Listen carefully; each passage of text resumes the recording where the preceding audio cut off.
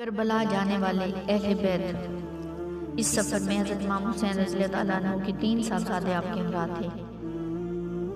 حضرت امام زین العابدین رضی اللہ تعالیٰ عنہ، حضرت علی اکبر رضی اللہ تعالیٰ عنہ اور حضرت علی اصغر رضی اللہ تعالیٰ عنہ جو کہ شیر خوار تھے۔ آپ کی ایک صاحبزادی حضرت سکینہ رضی اللہ تعالیٰ عنہ بھی آپ کے ساتھ تھیں۔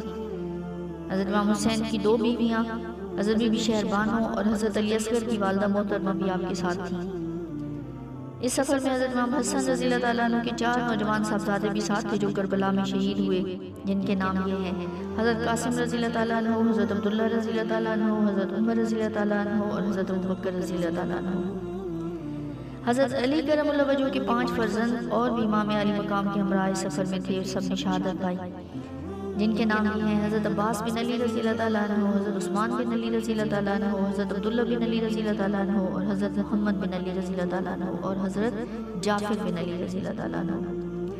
حضرت عقیل رضی اللہ تعالیٰ عنہ کے فرزندوں میں سے حضرت مسلم بن عقیل اور ان کے 2 صاحبزادے امام علی مقام کے کربلا پہنچنے سے پہلے ہی کوفہ میں شہید ہو چکے تھے، اور 3 فرزند کربلا میں شہید ہوئے، جن کے نام یہ ہیں: حضرت عبداللہ رضی اللہ تعالیٰ عنہ، حضرت عبد الرحمن رضی اللہ تعالیٰ عنہ اور حضرت جعفر رضی اللہ تعالیٰ عنہ۔ حضرت جعفر طیار رضی اللہ تعالیٰ عنہ کے 2 پوتے بھی کربلا میں امام علی مقام کے ہمراہ شہید ہوئے، حضرت محمد رضی اللہ تعالیٰ عنہ اور حضرت عون رضی اللہ تعالیٰ عنہ۔ ان کی والدہ کا نام حضرت بی بی زینب ہے اور ان کے والد کا نام حضرت عبداللہ بن جعفر ہے۔ حضرت بی بی زینب رضی اللہ تعالیٰ عنہ حضرت امام حسین کی حقیقی بہن ہیں اور یہ دونوں امام علی مقام رضی اللہ تعالیٰ عنہ کے بھانجے ہیں۔ صاحبزادگان اہل بیت میں سے کل 17 حضرات حضرت امام حسین رضی اللہ تعالیٰ عنہ کے ساتھ کربلا میں شہادت سے سرفراز ہوئے،